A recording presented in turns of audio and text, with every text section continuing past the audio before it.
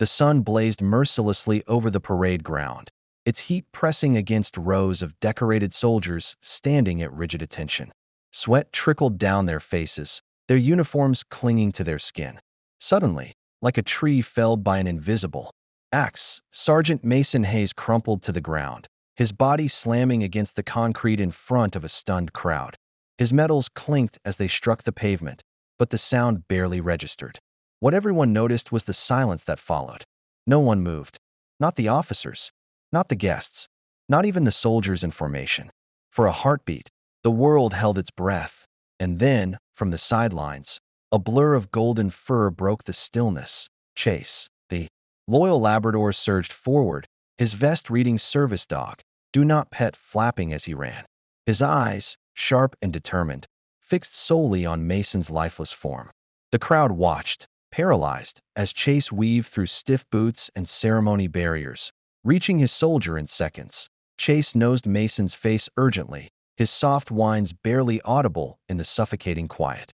He pawed at Mason's chest, circled him, then pressed his full weight against Mason's side. A trained response to trigger consciousness in cases of syncope. It wasn't just instinct. It was their bond, forged through fire and grief, that called Chase to ACT-AS. Mason's breathing slowly returned to a shallow rhythm. A whisper moved through the crowd. Some lowered their gaze. Some blinked back tears. Others simply stood in shamed silence. Few knew Mason's story. Fewer had cared to ask. Before the ceremony, he had walked alone to his assigned position, his gait steady but strained, his left leg dragging ever so slightly, an old injury he never spoke of. The battle that tore it apart was etched not in his words, but in the way he clenched his jaw when memories surfaced. Afghanistan. The searing smoke, the rattling gunfire, the cries of fallen friends that still echoed in the quiet corners of his mind. Mason had survived the blast that took his comrades, but survival came with its own price. He returned to an America that celebrated him with empty gestures, but quickly looked away when the trembling in his hands betrayed him. PTSD, they said, as if it was just a label, not a weight he carried every waking hour. His wife had left. Friends had drifted. Only Chase remained. They told him the service dog would help him adjust. What they didn't tell him was that Chase would become his last thread to life. The military brass had tolerated Chase's presence. Barely. Regulations were clear. Service animals were allowed, but rarely welcomed in formal ceremonies. To some, it was an eyesore, a disruption in the otherwise pristine image of control and decorum. Even this morning, as Mason prepared to attend the memorial for fallen soldiers, a junior officer had sneered. "Bringing your crutch again, Sergeant?"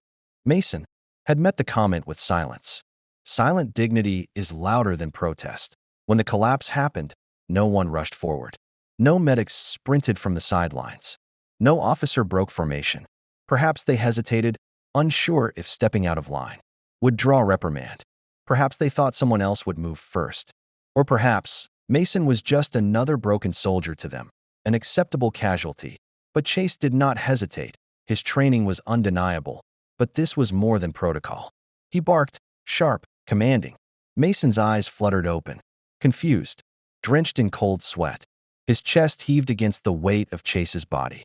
Slowly, recognition softened his panic. His trembling hand found Chase's fur, gripping it like an anchor in a storm. That a colonel finally stepped forward, his rigid posture softening as he approached. His boots clicked to a stop beside the man and his dog. Silence clung to the air like thick smoke. Mason, still on the ground, tried to rise, but Chase gently resisted, nudging him to stay down. And then, something no one expected, the colonel sank to one knee, bowing his head toward Chase. "Permission to honor your soldier, Sergeant," he murmured, not to Mason, but to the DOG. It was a moment that cracked the walls of hierarchy. One by one, soldiers broke ranks. They moved without command, kneeling in silent reverence to Chase, who had done what they all should have done. They knelt for the quiet loyalty that spoke louder than orders, for the bond that outranked medals. No grand speeches followed. No orchestrated salute. Just silence and respect. It was Chase who commanded the ceremony now. Later, when asked about the moment, the colonel simply said, "Some heroes wear uniforms. Some wear fur. Both bleed for us. Both deserve our full measure of honor. The footage of Chase's intervention spread across the world within hours. People watched not just to witness the collapse, but to remember what it means to stand for the fallen. Even when the world looks away, some stories do not need words. Silent dignity, unshakable honor, quiet sacrifices. These are the languages the bravest speak. Sometimes, the ones we call support are the very ones holding us upright. Tell us where you're watching from. Share your thoughts on Chase's story. And if you believe silent heroes deserve to be remembered, subscribe for more stories like this, where honor never needs to shout.